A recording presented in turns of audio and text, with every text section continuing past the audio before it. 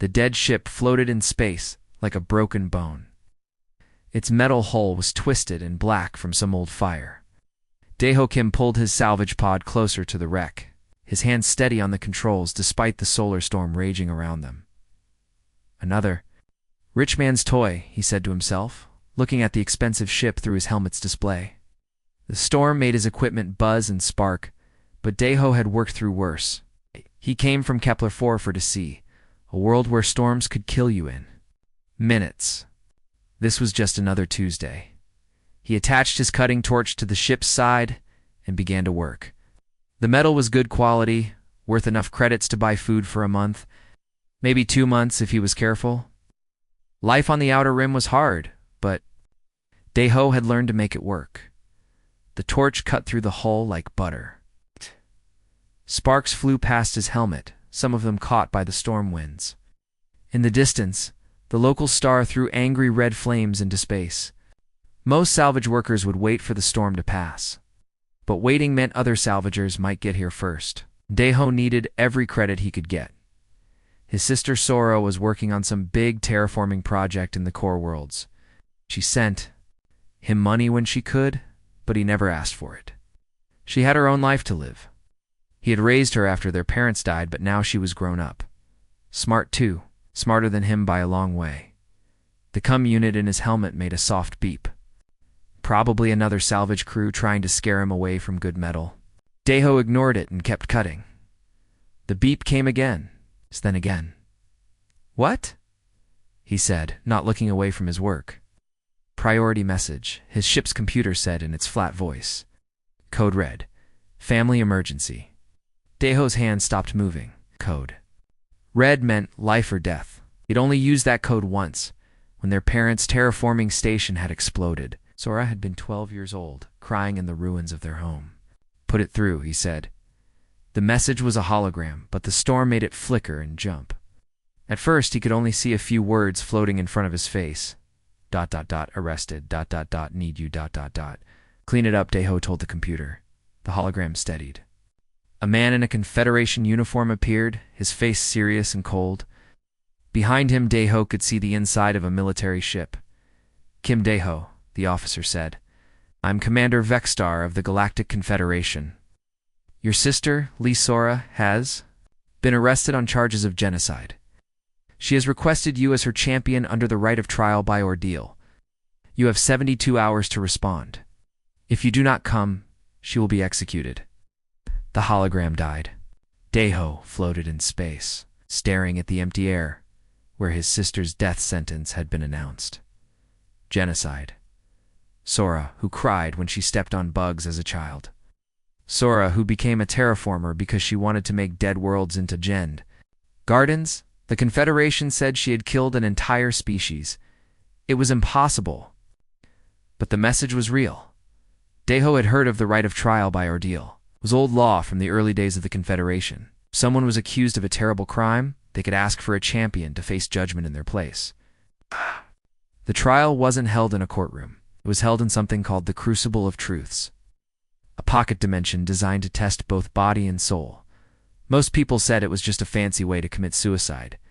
The survival rate was less than 1%. But it was Sora's only chance. Daeho looked at the dead ship floating beside him. Its metal would buy food for 2 months.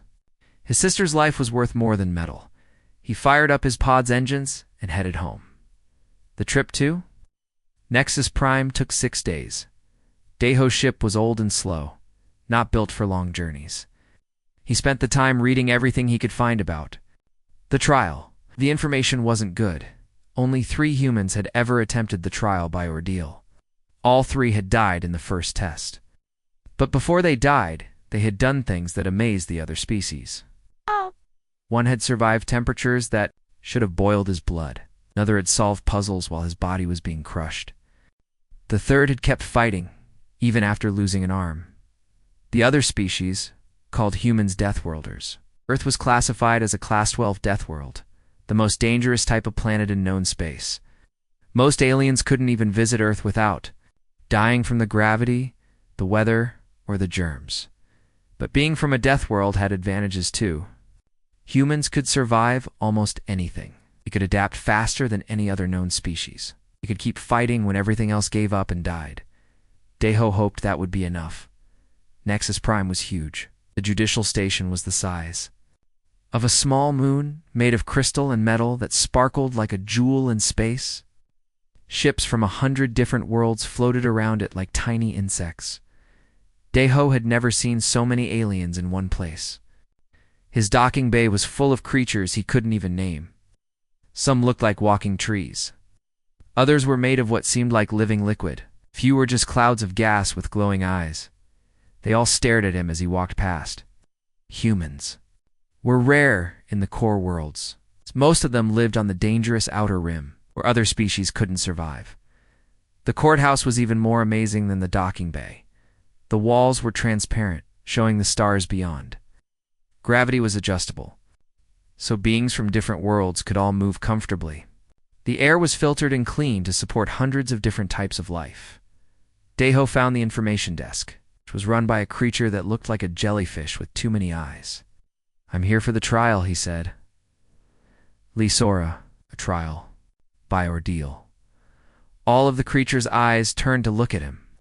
"You are the human champion." "Yes." Creature made a sound like water boiling. Deho thought it might be laughter, but he wasn't sure. "Follow the blue line to Section 7, the creature said. "Ask for Judge Velthari, and human." "Yeah, good luck. You will need it." The blue line led through corridors full of aliens. Some of them stopped to stare at Deho. Others moved away as if he carried some disease. A few made sounds that the translator couldn't understand, but which seemed unfriendly. Judge Velthari was an insect the size of a bear, with compound eyes that sparkled like diamonds. She sat behind a desk made of some kind of black stone. "So," she said, her voice clicking like breaking twigs, "another human comes to die in the crucible?" "I'm not here to die," Deho said. "I'm here to save my sister." "The same thing. Most likely." The judge touched a screen with one of her clawed hands. "Lisora stands accused of the total destruction of the Kael'vathi species. 7 billion sentient beings wiped out by terraforming equipment. The evidence is clear. Sora wouldn't hurt anyone. Perhaps not. Cows. For the crucible." To decide, the judge's compound eyes focused on him. "Do you understand what you are volunteering for, human? The trial by ordeal is not a game. It is designed to break you in every way possible. Body, mind, and spirit. Most champions die in the first hour." "I understand. Do you?" "The crucible exists in folded space-time. Physical laws can be changed at will. You will face 5 trials, each worse than the last. And if you survive all, 5... The judge paused. "Well, no one ever has." Deho thought of Sora as a little girl, crying in the ruins of their home. He thought of her growing up, becoming smart and kind and strong. He thought of her somewhere in this station, waiting to die for a crime she couldn't have committed. "When do I start?" he asked. Judge Velthari made that boiling water sound again, immediately. "But first, you must understand the rules. If you die in the crucible, your sister dies with you. If you refuse to continue, she dies. If you fail any trial, she dies. The only way to save her is to succeed completely." She touched another control, and a door opened in the wall behind her. Beyond it was only darkness. "The crucible awaits. Human, try not to disappoint us all." Deho walked toward the door. Behind him, he heard the judge speaking to someone else. Another Deathworlder thinks he can cheat death itself. How entertaining. The darkness swallowed him whole. The darkness lasted only a moment.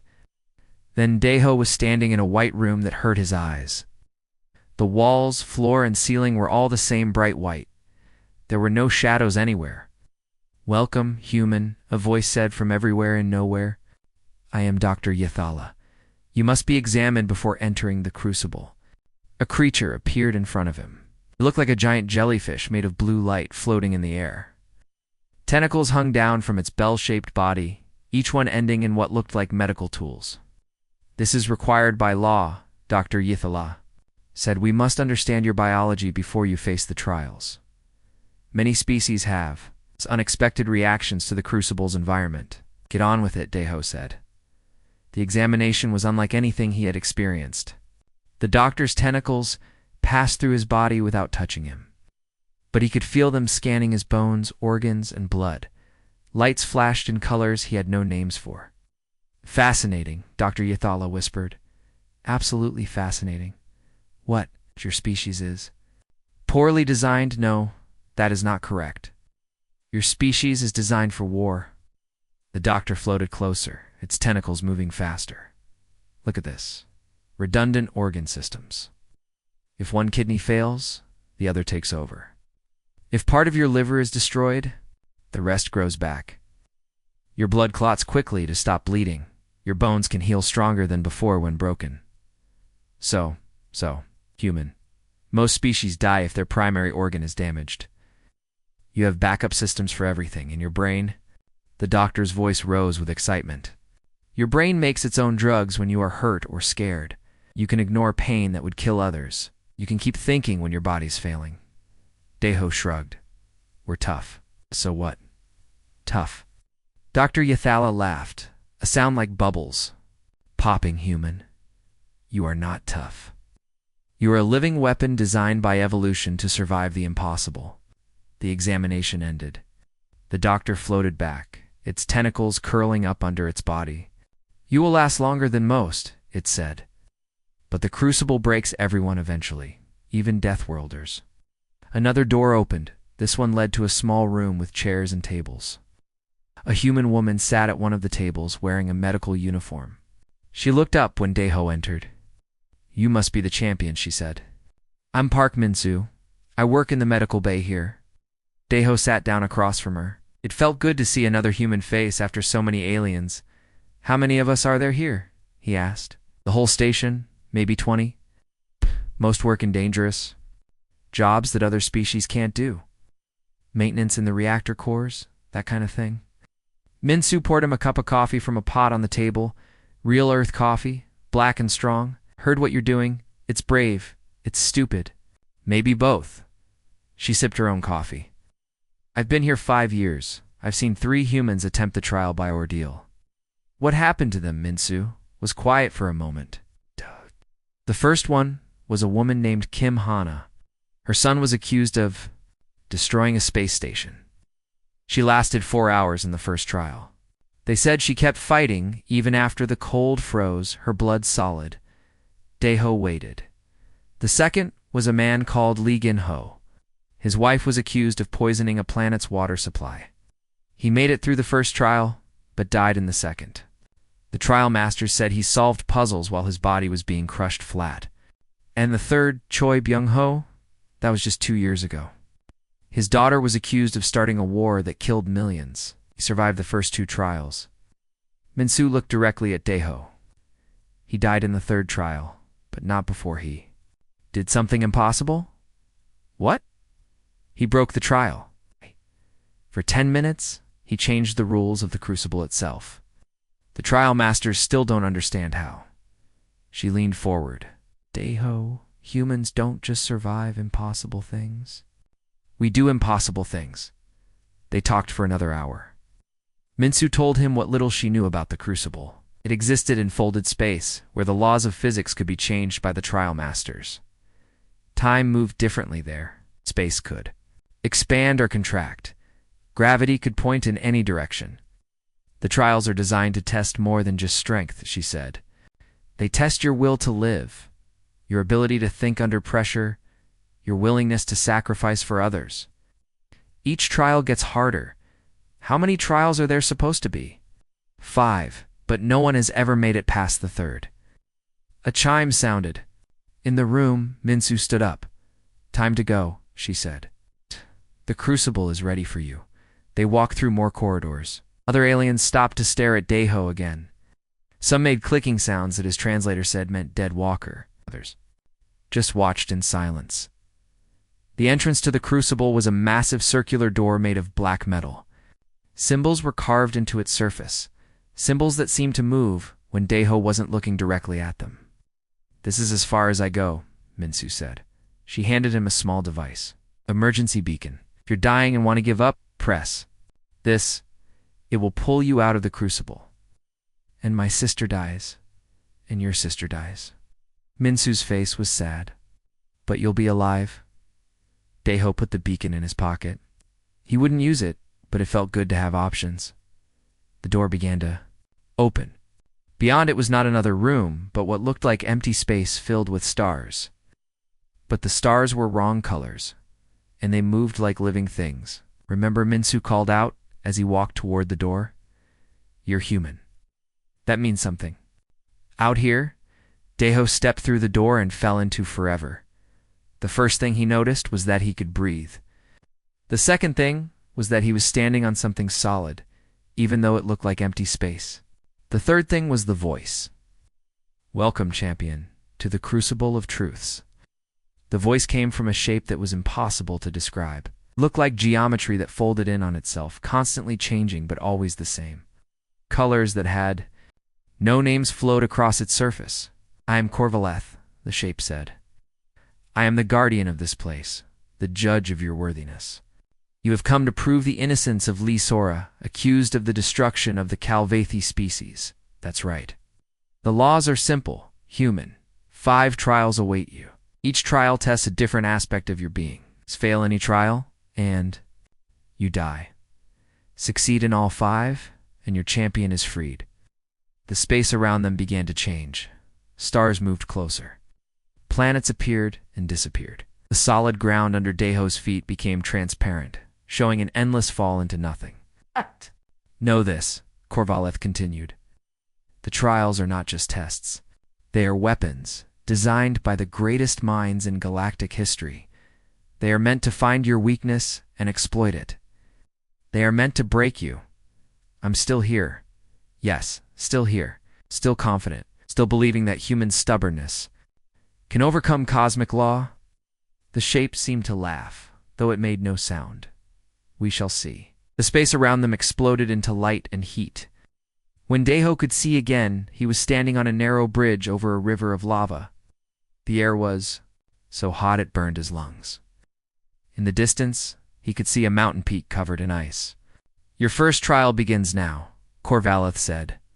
The trial of endurance. You must reach that mountain. The environment will change every hour. Each change will try to kill you in a different way. How long do I have? As long as it takes. Or until you die. The shape began to fade. Oh, and human. Your sister's case file is hidden in this trial. You must find it and read it, or you will have no chance in the later trials. Good luck. Corvaleth disappeared. Deho was alone on the bridge, with only the sound of boiling lava below and the distant howl of wind from the ice mountain. He started walking. Behind him, the bridge began to crumble and fall into the lava. There was no going back now. The first hour was heat. The air temperature rose until his clothes began to smoke. The bridge became so hot it burned his feet through his boots. But Deho had worked in the engine rooms of old ships, where the heat could kill an unprotected human in minutes. He knew how to move efficiently, how to breathe shallow, how to use his sweat to cool his body. When he reached the other side of the lava river, he found the first piece of Sora's case file. It was carved into a rock wall in letters of fire. As he read, the words burned themselves into his memory. Subject, Lee Sora. Terraforming engineer, Class 7. Assigned to Calvathi homeworld for atmospheric modification. Final report. Total species extinction. Cause, unknown, the second hour brought cold. The mountain peak wasn't just covered in ice, it was made of ice. The temperature dropped so fast that Deho's breath froze in the air. His fingers went numb. His toes began to hurt with the bite of frostbite. But he had grown up on Kepler 4 to see. Where winter storms could freeze a man solid in hours, he knew how to keep moving, how to keep his blood flowing, how to find warmth in motion itself. The second piece of Sora's file was frozen into the ice at the mountain's base. He had to breathe on it to melt the letters enough to read. Personal log, Lee Sora. The Calvathi are not like other species. They exist as both individuals and as a collective consciousness. Their crystalline bodies are connected by quantum fields. They are beautiful and terrifying at the same time. The third hour brought water. Not rain, but a flood that came from nowhere. The mountain dissolved into a vast ocean with currents that tried to pull him down into the depths. But Deho had learned to swim in the dangerous waters of Kepler 4, for to seize poison seas. He knew how to ride currents instead of fighting them, how to hold his breath until his lungs screamed for air. At the bottom of the ocean, written in glowing letters on the seafloor, was the third piece of the file. Emergency report.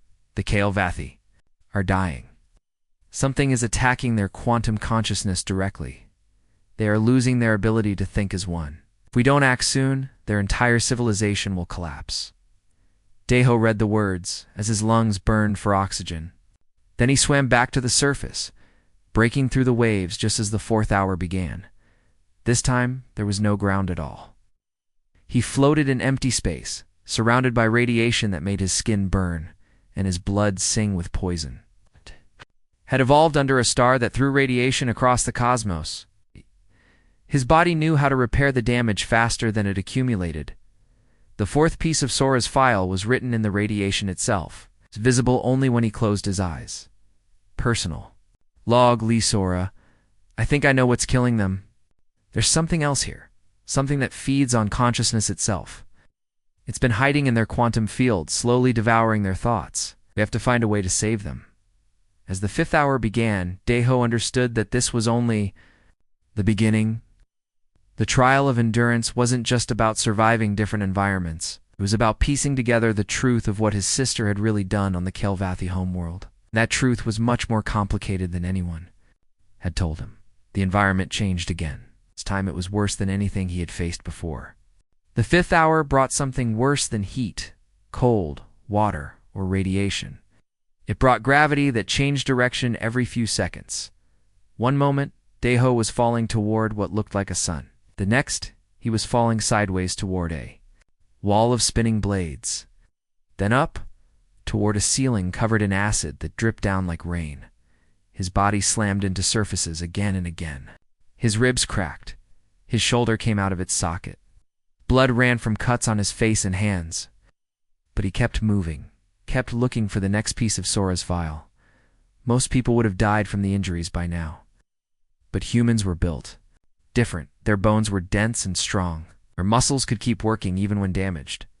Their brains made chemicals that let them ignore pain that would stop other species cold. Deho found the fifth piece of Sora's file written in his own blood on a metal wall where he had crashed. The words appeared as red drops hit the surface. Final log, Lee Sora. We found it. The thing that's killing the Kael'Vathi. It calls itself the Devourer. Ow. It feeds on consciousness, on the spark that makes thinking beings alive. Can't fight it directly. But we found another way. We can hide the Kael'Vathi where it can't reach them. As Deho read the words, the gravity stopped changing. He fell hard onto solid ground and lay there for a moment, breathing hard. Around him, the chaotic environment faded away like smoke.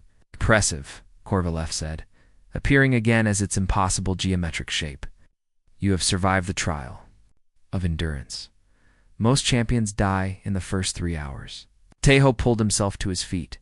His shoulder was still out of place, so he slammed it against a wall until it popped back in. The pain was sharp and bright, but it cleared his head. What did my sister really do? He asked. That is not for me to say. But you have earned that right to learn more? The space around them began to change again. Now comes the trial of mind.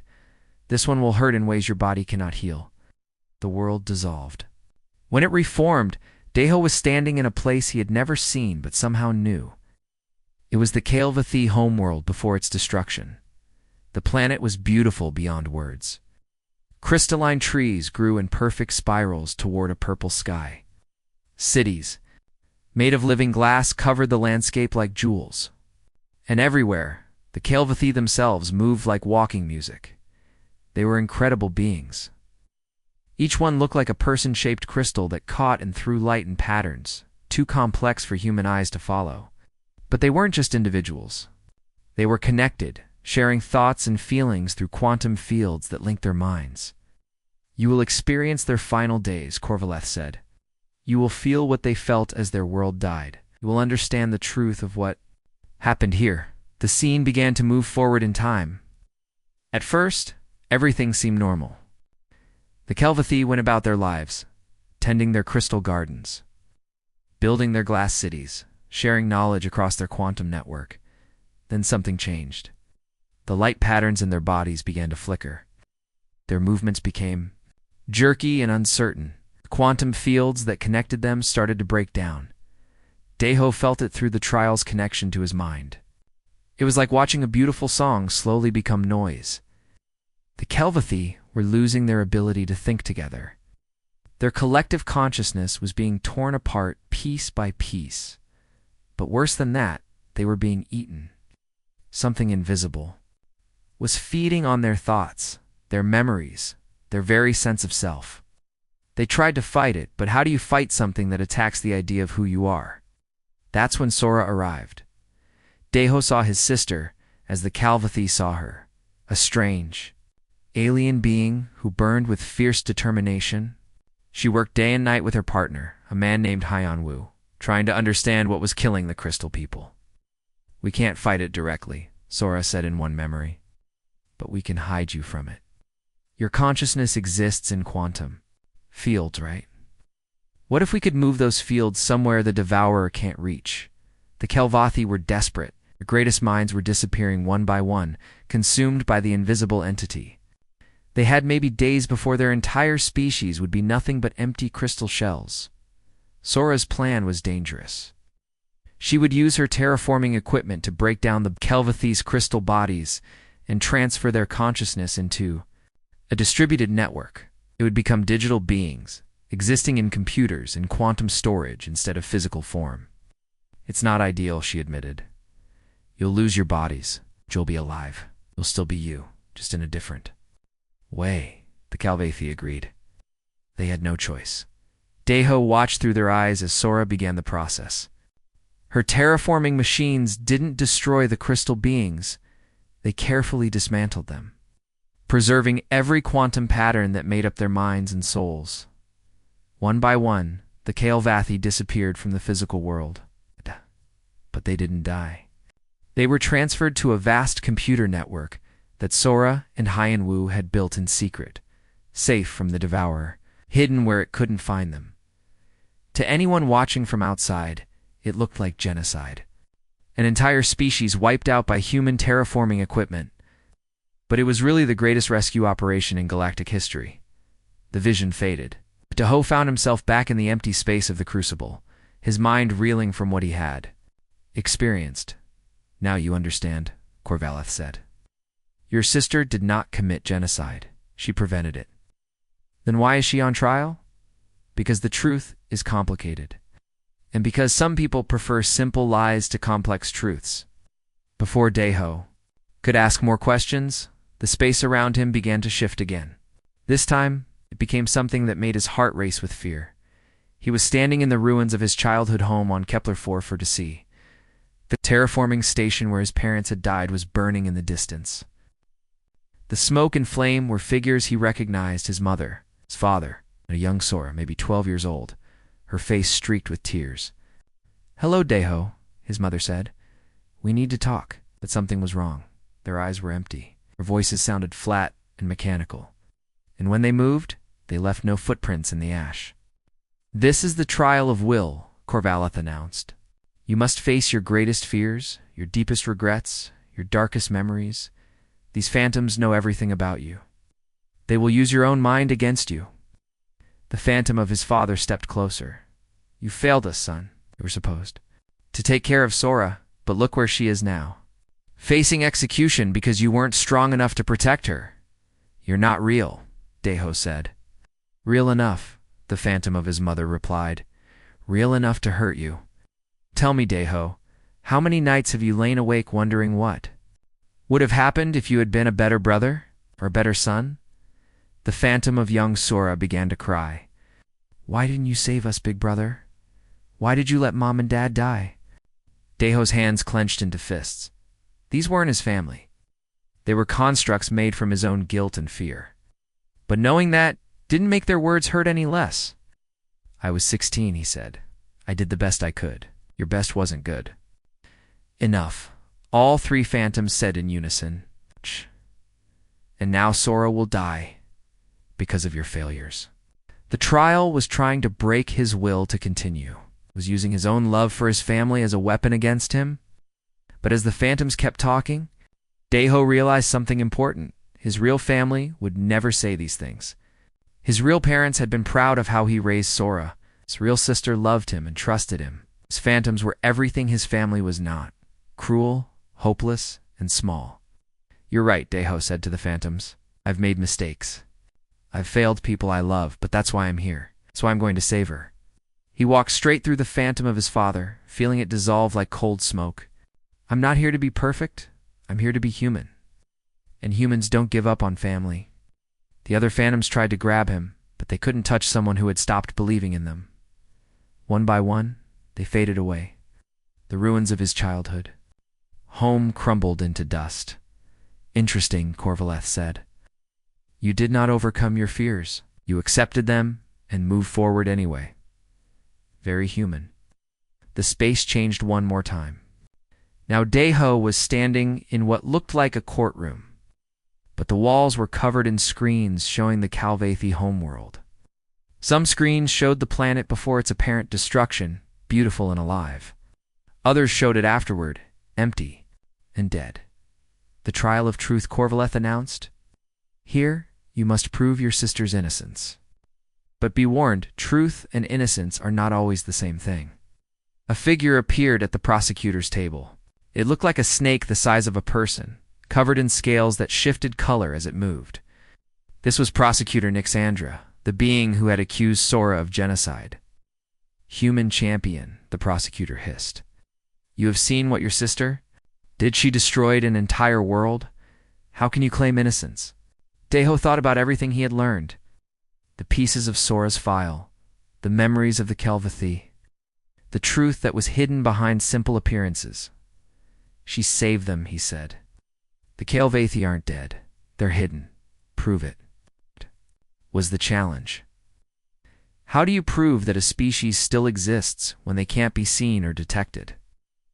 How do you show that what looks like destruction was really salvation? Deho closed his eyes and thought about his sister. Not the phantom created by his fears, but the real Sora. Smart, kind, determined. A woman who would risk everything to save people she had never met. If the Calvathi were still alive, still hidden in their digital network, then there might be a way to contact them, a way to let them speak for themselves. I want to call a witness, Deho said. The prosecutor laughed, a sound like steam escaping from a broken pipe.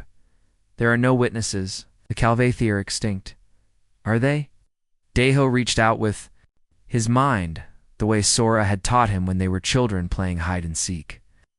Not with his eyes or ears, but with the part of him that could sense when someone was watching there.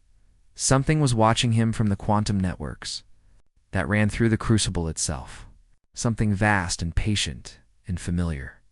Hello, he said to the empty air. I'm Deho, Sora's brother. Can you hear me? For a moment, nothing happened. Then the screens around the courtroom began to flicker. Patterns of light appeared on them, complex and beautiful and very much alive. The Calvathi spoke through the screens, their collective voice like music made of mathematics. We hear you, brother of our Savior. We are here. We are alive. We are free. Prosecutor Nixandra's scales turned white with shock. In the space above them, Corvaleth's geometric form pulsed with what might have been surprise. Your sister gave us new life, the Calvathi continued. She sacrificed her reputation, her freedom, perhaps her life, to save us from the devourer. We live now in the spaces between spaces, in the quantum fields that connect all thinking beings. We are more than we were before. The prosecutor tried to speak, but no words came out. The trial should end here, Deho said. Sora is innocent. More than innocent, she's a hero. But Corvaleth's voice carried a warning. The truth is known. Yes, but truth alone is not enough. There are forces at work here greater than one human's trial. The real test is yet to come. The courtroom began to dissolve around them. The screens went dark. The Calvatheus presence faded back into the quantum networks. You have passed 3 trials, Corvaleth said. But the hardest ones still await. Know this, human. Your sister's fate is tied to something much larger than galactic law. The devourer she fought is still out there, still hungry. And it has been watching this trial with great interest. Deho felt a chill that had nothing to do with temperature. What do you mean? I mean that by proving your sister's innocence, you may have doomed the galaxy. The devourer knows now that its prey still lives, and it is coming to feed. The space around them exploded into chaos as something vast and hungry turned its attention toward the crucible. The crucible screamed. That was the only way Deho could describe the sound that came from everywhere at once. It was like metal being torn apart, like glass breaking, like the dying cry of something vast and ancient. The white space around him cracked like an eggshell, showing darkness beyond. Something is wrong, Corvaleth said, its geometric form flickering like a broken hologram. The crucible is being invaded. This should be impossible. Red light poured through the cracks. With it came a presence that made Deho's teeth ache and his vision blur. It was hunger made real, a void that wanted to swallow everything that could think or feel. The devourer, Deho whispered. Yes, Corvaleth said, its voice now filled with something that might have been fear. Your contact with the Calvathi has drawn its attention. It knows they still exist. It is coming to feed. The space around them began to collapse. The neat white walls of the crucible twisted into impossible shapes. Gravity pulled in 3 directions at once. The air itself became thick and hard to breathe. We must continue the trials, Corvaleth said. The crucible's defenses are strongest when the trials are active. The 4th trial begins now. What if I don't want to continue? Deho asked. Then we all die. You, me, your sister, and everyone on Nexus Prime. The devourer feeds on consciousness. This station holds millions of thinking beings. It would grow stronger than ever before. The broken space reformed into something new. Deho found himself standing in a dark forest made of metal trees. Branches were sharp as knives, and they moved like living things trying to grab him. The trial of sacrifice, Corvaleth announced. You must choose what matters most to you. Your life, your sister's life, or the lives of those you do not know. Something moved between the metal trees. At first, Deho thought it was an animal. Then he realized it was a person, stumbling through the forest like a drunk man. The person called out, "Please, I'm lost." Deho moved closer and saw that it was a human man, maybe 30 years old. His clothes were torn and bloody. His eyes were wild with fear and something else madness. "Who are you?" Deho asked. "Hyenwu," the man said. "I'm Sora's research partner. I've been trapped here for ... months, years. Time doesn't work right in this place." Deho remembered the name from Sora's files. Hyenwu was supposed to be dead, killed when the Calvathi homeworld was destroyed. But here he was, alive but broken. "You're supposed to be dead, Deho," said. Hyenwu laughed, a sound like breaking glass. "Dead. Maybe I am. Maybe we all are. Do you know what really happened on the Calvathi world? Sora saved them. She transferred their consciousness to a digital network." "Yes, but that's not the whole truth." Hyenwu grabbed Deho's arm with shaking hands. "The devourer didn't just find the Calvathi by accident. It was led there." "What do you mean?" "Someone in the Confederation military knew about the devourer. They knew it was coming for the Calvathi, but instead of warning them or helping them escape, they decided to use it." Hyenwu's eyes were bright with fever and rage. The military wanted to study the devourer, to learn how it worked. They thought they could control it, maybe even use it as a weapon against their enemies. Deho felt his stomach turn cold. They let an entire species get attacked just to study the thing that was killing them. Worse than that. When Sora and I figured out how to save the Calvathi, the military tried to stop us. They wanted the devourer to finish feeding so they could capture it while it was slow and satisfied. The metal trees around them began to move faster, their sharp branches reaching toward the 2 humans. But Deho barely noticed. His mind was reeling from what Hyenwu had told him. Sora wasn't just saving the Kalvathi from the Devourer. He said she was saving them from her own government. That's right. And when we succeeded, when we hid the Kalvathi where the Devourer couldn't find them, the military needed someone to blame. They couldn't admit they had tried to sacrifice an entire species for their own research. So they blamed Sora for genocide. Perfect cover story. The terraforming engineer who went crazy and destroyed a world? Much better than admitting they had been working with a cosmic horror. A new voice cut through the forest, cold, mechanical, and utterly without mercy. How touching. The truth comes out at last. A figure stepped from behind one of the metal trees, was tall and thin, wearing a Confederation military uniform covered in metals. Its face was sharp and cruel, with eyes like chips of ice. "Admiral," Rexton S. Hyenwu whispered. "He's the one who gave the orders." The Admiral smiled with no warmth at all. "Guilty as charged. Though I prefer to think of it as strategic thinking. The Devourer is the ultimate weapon, a force that can destroy any enemy's ability to think, to resist, to exist as anything more than empty flesh." "You're insane," Deho said. "I'm practical. Do you know how many wars we could end with that kind of power? How much peace we could enforce across the galaxy?" The Admiral raised his hand, and the metal trees stopped moving. "But your sister ruined everything.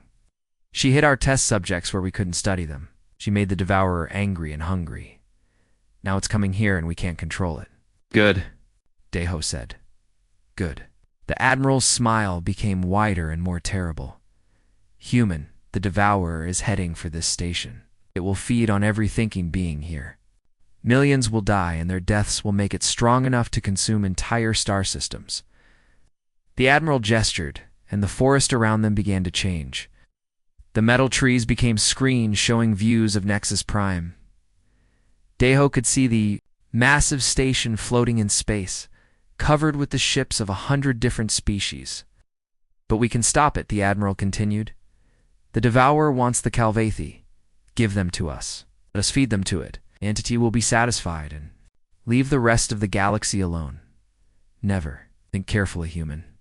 Your sister's life versus millions of innocent beings on this station. Surely even Deathworld or stubbornness has limits." This was the real trial of sacrifice, not some abstract test of values, but a concrete choice between the people Deho loved and the people he didn't know. But as he looked at the Admiral's cold face, Deho realized something important. This wasn't really a choice at all. "You're lying," he said. "Excuse me? The Devourer doesn't stop feeding.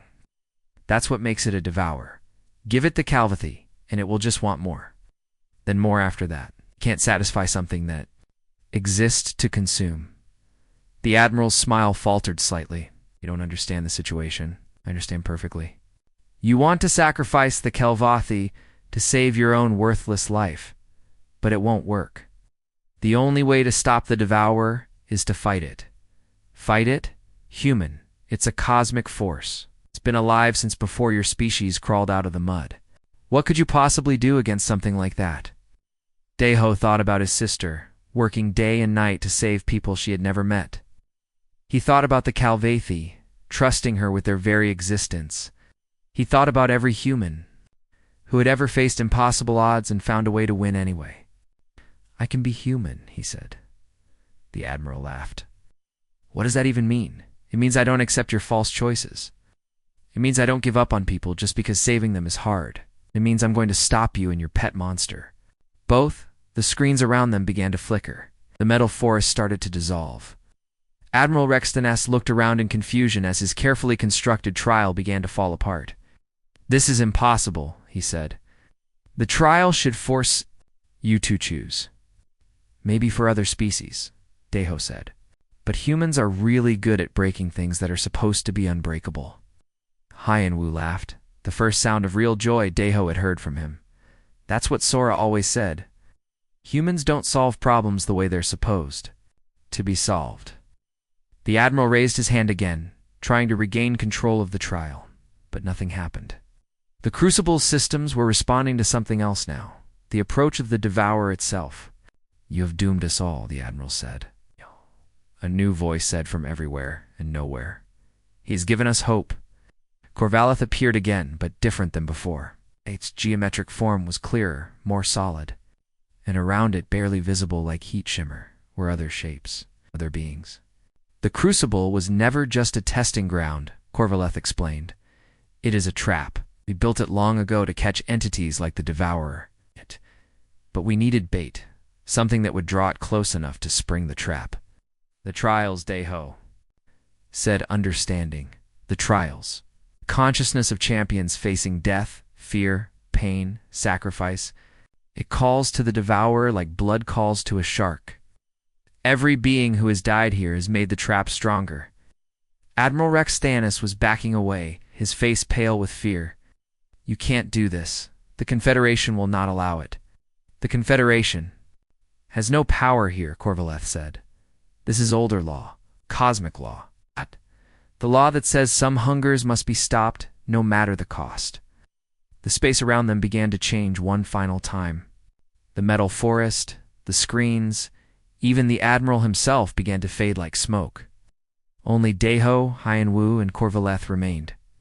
One trial remains, Corvallis said. The trial of truth was supposed to be the last, but the Devourer's approach has awakened something deeper. The sixth trial, the trial of transcendence. What does that mean? Deho asked. It means you must become more than human. It means you must touch the same forces that created the Devourer and use them to destroy it. It means you must risk losing yourself to save everyone else. In the distance, growing closer every second, was a presence of pure hunger. The Devourer had found them, and it was coming to feed. Oh. The real battle begins now, Corvallis said. Are you ready, human? Deho thought of Sora, somewhere in a cell, waiting to die for crimes she didn't commit. He thought of the Kelvathay, hidden but still in danger. He thought of all the thinking beings in the galaxy who didn't even know they were being hunted by something that wanted to eat their souls. I'm ready, he said. The crucible screamed again, but this time it wasn't from pain, it was from rage. The Devourer came like a storm made of hunger. Deho felt it before he saw it, a wrongness in the air that made his bones ache and his thoughts scatter. When it finally appeared, it was nothing like he had expected. It wasn't a monster with teeth and claws. It was absence itself, a hole in reality shaped like need, where it touched the crucible's walls. They simply stopped existing, not destroyed or broken, but unthought, as if they had never been real in the first place. Now you see what we face, Corval had said, its geometric form pulsing with fear and determination. The Devourer does not kill, makes things forget how to be alive. The entity spoke without words, its voice appearing directly in Deho's mind like ice water poured into his skull. Give me the crystal singers, give me their song thoughts, I will make their ending quick, the Kalvathi Hoyenwu whispered. Can sense them through the quantum networks, even hidden, they're not completely safe. Humans small, humans stubborn. You guard what is already mine. All consciousness belongs to me in the end. Deho stepped forward, his legs shaking but his voice steady. Not today, it doesn't. The Devourer's attention focused on him like the weight of a collapsing star. For a moment, Deho felt his sense of self begin to fray at the edges. Who was he? Why was he here? What did names mean when everything was just food for the void? But then he remembered something Sora used to tell him when they were children.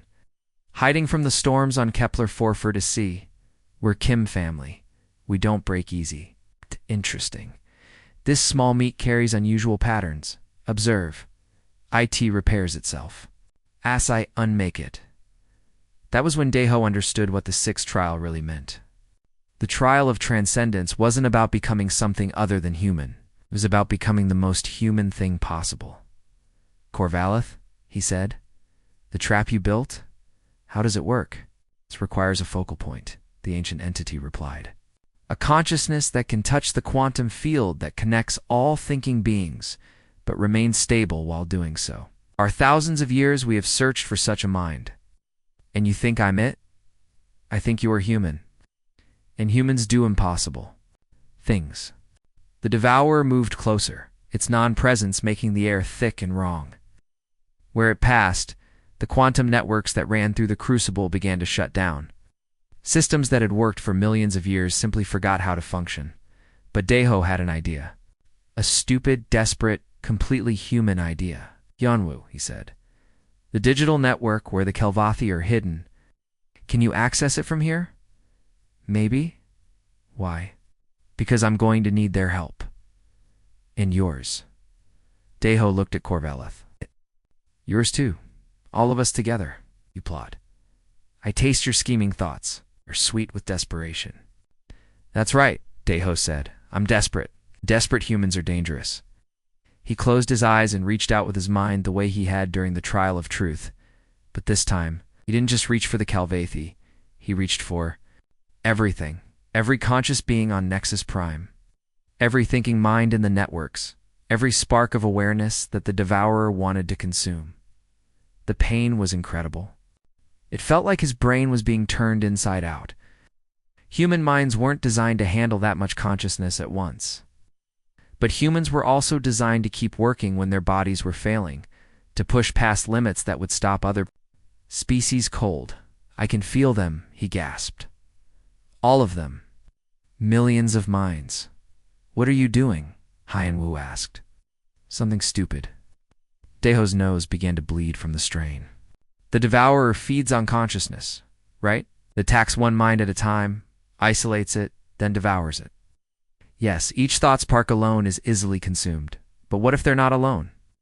Deho opened his eyes, and they were glowing with quantum. Fire. What if every conscious being in the galaxy is connected? What if you have to eat all of us at once? The Devourer's attention focused on him completely now. For the first time since it had arrived, it seemed ... uncertain. This is not possible. Consciousness cannot be unified. Each mind is separate, isolated, vulnerable. Usually, yeah. Deho's voice was changing, taking on harmonics that shouldn't have been possible for a human throat. But you made one mistake. You assumed I was just human. The quantum networks around them began to light up like Christmas trees. Every mind Deho touched became connected to every other mind. Not merged or absorbed, but linked in a vast web of consciousness that spanned star systems. The Calvathi's collective voice joined his own. We sing together, brother of our Savior. Hyenwu's broken mind added its strength, Sora always said. Humans find a way. Corveleth and the other ancient entities that had built the crucible, the trap is ready. Spring it now. And underneath it all, like a bass note too deep to hear, the sleeping consciousness of Earth itself. The Deathworld that had forged humanity in its fires. No, this is wrong. Consciousness must be separate. Must be alone. Must. Be food. Sorry, Deho said, and his voice was now the voice of every thinking being in the galaxy. But humans don't follow the rules. Devourer tried to feed on the vast network of connected minds. But it was like trying to swallow an ocean. Every time it consumed one thought, 1,000 more flowed in to replace it. Every mind it touched was supported by millions of others, and at the center of it all was Deho, somehow managing to be both completely human and something far greater. His consciousness had become a bridge between the individual and the collective, the mortal and the eternal. The Devourer began to scream, not with sound, but with the psychic agony of something that had never known defeat. It thrashed against the web of minds like a fish in a net, but every struggle only tangled it deeper. I am eternal. I am hunger. I cannot be contained. Everything can be contained, Deho said. Even hunger. Even you. The Crucible's ancient trap. Finally activated. Quantum fields that had been building power for millions of years suddenly collapsed inward, creating a pocket dimension smaller than an atom but containing infinite space. The Devourer was pulled into it like water down a drain, its screams fading as it fell into a prison from which there was no escape.